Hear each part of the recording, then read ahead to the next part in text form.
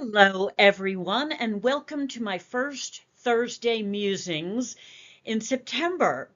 I shared some of these words with our Winsboro senior citizen folks at our Eat, Worship, and Sing event this week, and I thought I'd share them with a few others. I'm Pastor Debbie at First United Methodist Church in beautiful Winsboro, Texas.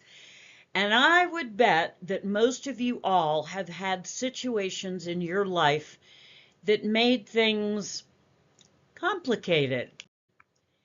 I vividly remember a day that I was visiting my parents in Charlotte, South Carolina. My children were young, maybe 7 and 10. And before we were getting ready to get back on a flight to come back to Dallas, I thought, let's run to the park and let the kids run off a little bit of steam. So my dad and I took the kids to the park. They were having a great day. It was beautiful out.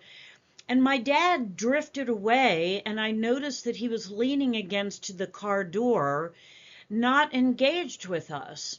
I went over and asked him if he was feeling okay, and he said, "Sure, I'm fine. I'm just a little bit dizzy." Well, 30 minutes later, he was in an ambulance going to the hospital, having had a major heart attack. My life got complicated very quickly. I had to make arrangements to get my two young daughters to the airport and onto a plane, being escorted by a stranger through that busy airport, making arrangements for my sister to pick them up in Dallas, not to mention reaching out to my other sister in Charlotte and getting my mom, all of us, to the hospital. I would guess that we all prayed more that day than we had all prayed together in a month. Well, now the good news is that my dad had another bypass surgery 10 years later, and yet even after his first bypass that day in Charlotte at age 65, he lived to be 87.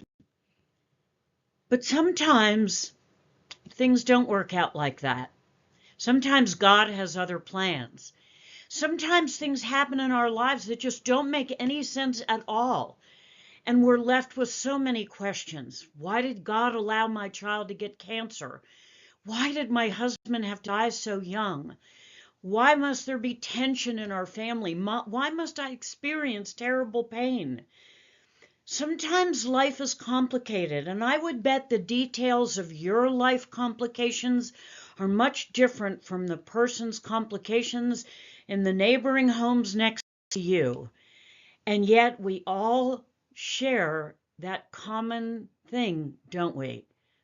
Life isn't always perfect.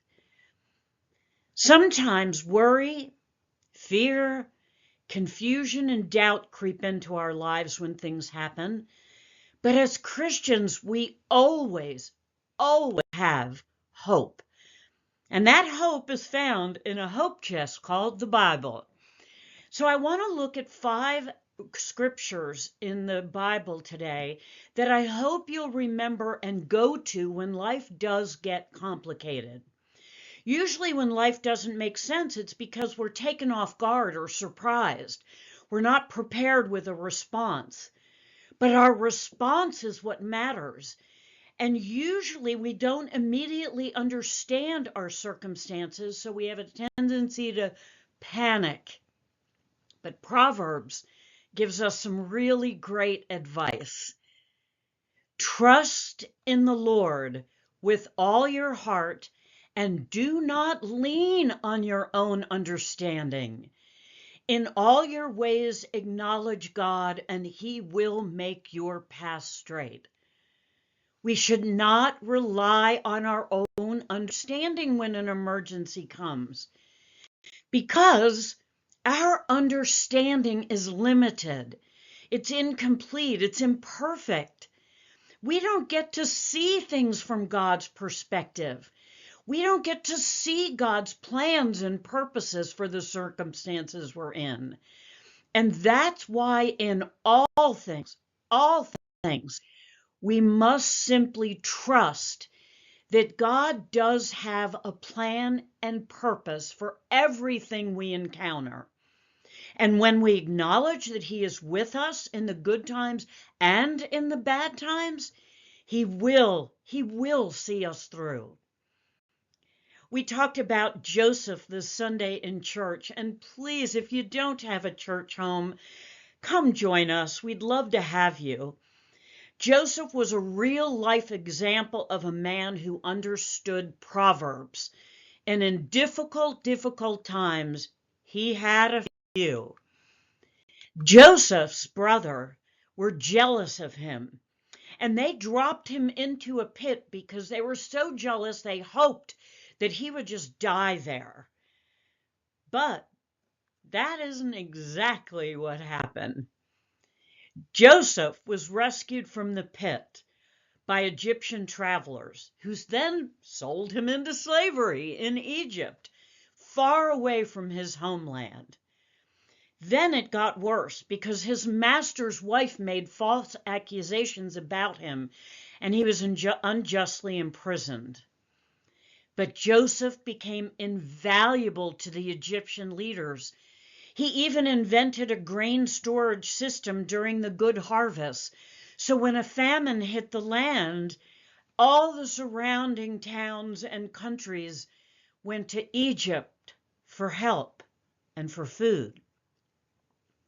Guess where Joseph's brother went for help? When Joseph's brothers arrived in Egypt, Joseph said to them, "Do not fear, for am I in a place of God? As for you, you meant evil against me, but God meant it for good, to bring about so that many people could be kept alive as they are today."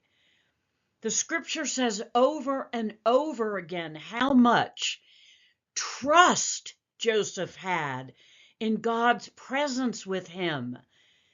Joseph didn't view his circumstances from a human perspective, but from a heavenly perspective. Joseph trusted in the Lord even when he didn't understand everything. And then, after he came through the other side of his trials, he could clearly see God's hand at work throughout those dark times. And guess what? Just as God worked through Joseph's difficult circumstances to accomplish his purpose for Joseph, God will work through the tough times in your life as well, because he loves you just like he loved Joseph. Another wonderful scripture that we have when life gets complicated comes through the story of Lazarus and his sisters Mary and Martha, who were all close friends with Jesus. When Lazarus became ill, his sisters sent word to Jesus, expecting Jesus to drop everything he was doing to come and heal his brother Lazarus, or his friend rather, Lazarus. But Jesus stayed with the disciples out in the countryside. Jesus didn't drop everything and come running immediately. And several days later, when Jesus did arrive in Bethany, Mary and Martha were angry, and they both said, "Lord, if you had been here, our brother would not have died." These sisters couldn't understand why Jesus didn't rush to heal Lazarus, and they knew who Jesus was. They had seen his power to heal. They knew he had complete healing power over strangers, so it was unfathomable that he would not come and heal their brother, but he didn't. They were mourning the loss of their brother, all because Jesus wouldn't come and do what they asked him to do. But Jesus had a plan all along. As he had shared with his disciples earlier in John 11, his plan was to raise his friend back to life. And that's exactly what he did. When Jesus had said these things, he cried out with a loud voice, "Lazarus, come out of that tomb." The man had died, came out. His hands and feet were bound with linen strips, and his face was wrapped in a cloth. Jesus said to them, "Unbind them and let him go." Many of the Jews, therefore, who had come with Mary and had seen what he did, believed in him. Do you see how brilliant this was? Mary and Martha couldn't see it, but Jesus delayed his miracle 4 days so more people could experience his majesty and more people would believe in him. Lazarus had to be fully and completely dead for people to see what Jesus could really do. Sometimes life doesn't make sense because we can't see what the Lord is doing behind the scenes. And sometimes we'll never see it. And that's where we must trust. Trust. How many of you loved getting shots when you were kids? I was the oldest of 6 in my family, so sometimes several of us went together to be lined up for shots. I always had to go first as the oldest to show my brothers and sisters, see, it wasn't really that bad when I really wanted to scream out loud. But here's what I know, having had to take my own kids for shots.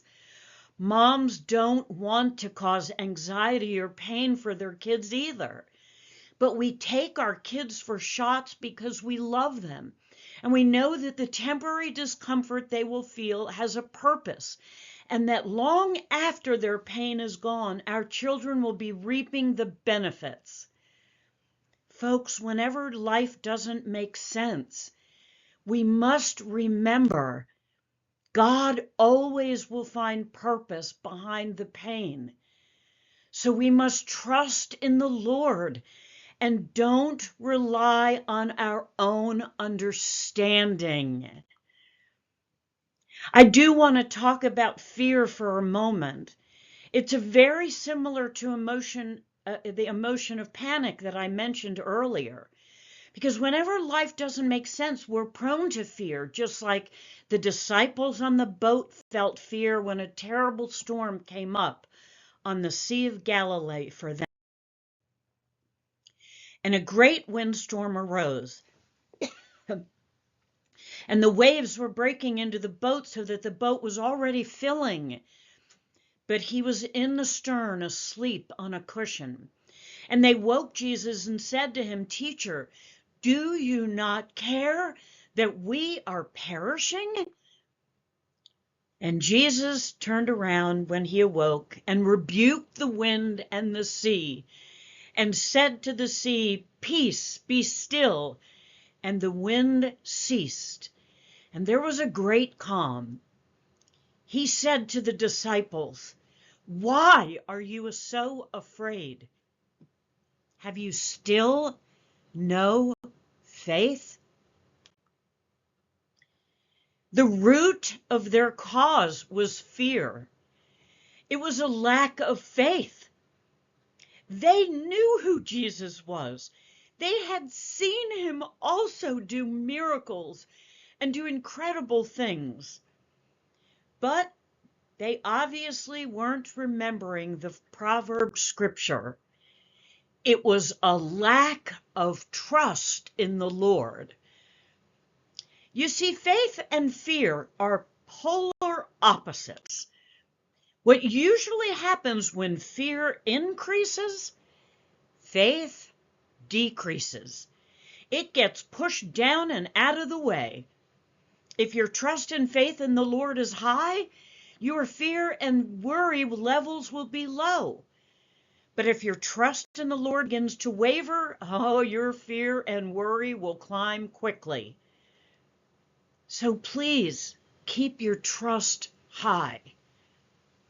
Now, certainly, but not least, as a believer in Jesus Christ, no matter what happens in this life, we know it is only temporary.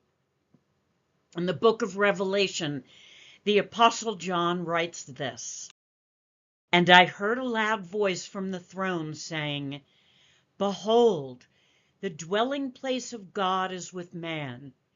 He will dwell with them, and they will be his people, and God himself will be with them as their God. He will wipe away every tear from their eyes, and death shall be no more. Neither shall there be mourning, nor crying, nor pain any more, for the former things have passed away." And he who is seated on the throne said, "Behold, I am making all things new." Do you hear that? Your life may not make sense right now. Things might feel upside down and complicated sometimes. But remember, our pain won't last forever. There will come a day when the tears you shed today will be wiped away. The pain you feel today will long be gone, and God will make all things new, and you will be forever with the Lord in heaven. And on that day, nothing else will have mattered or even be remembered. Folks, these are just 5 Bible verses, and there are hundreds more that can help you through challenging times. I've posted these scriptures on this post so you can print them and grab them, make them handy. And always remember, please put your trust in God when times get complicated. He will always take care of you. Thanks so much for tuning in. In fact, you can tune in or come in if you live in the Winnsboro areas on Sundays at 10:50. Our congregation is relaxed, and I'm always standing at the front door to greet you. Have a wonderful week. God bless you, and happy early fall.